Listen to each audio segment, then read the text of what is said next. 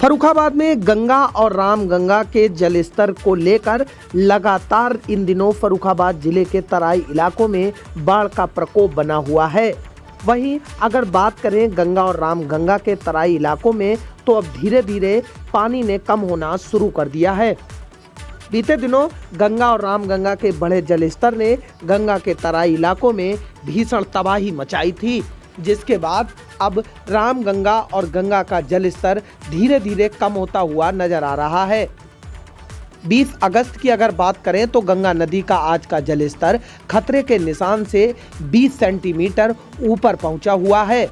यानी गंगा का जलस्तर 137.30 सेंटीमीटर रिकॉर्ड दर्ज किया गया है। और वहीं रामगंगा नदी की अगर बात करें तो रामगंगा नदी कल तक खतरे के निशान से ऊपर बह रही थी, लेकिन आज की अपडेट में गंगा नदी का जलस्तर 137.05 सेंटीमीटर यानी खतरे के निशान से 5 सेंटीमीटर नीचे पहुंच गया है। तो कह सकते हैं कि गंगा और रामगंगा का जलस्तर धीरे धीरे सही लेकिन लगातार कम होता हुआ नजर आ रहा है।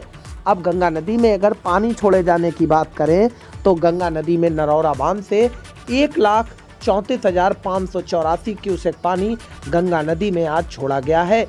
और वहीं रामगंगा नदी की अगर बात करें तो रामगंगा नदी में 15,161 क्यूसेक पानी रामगंगा नदी में छोड़ा गया है।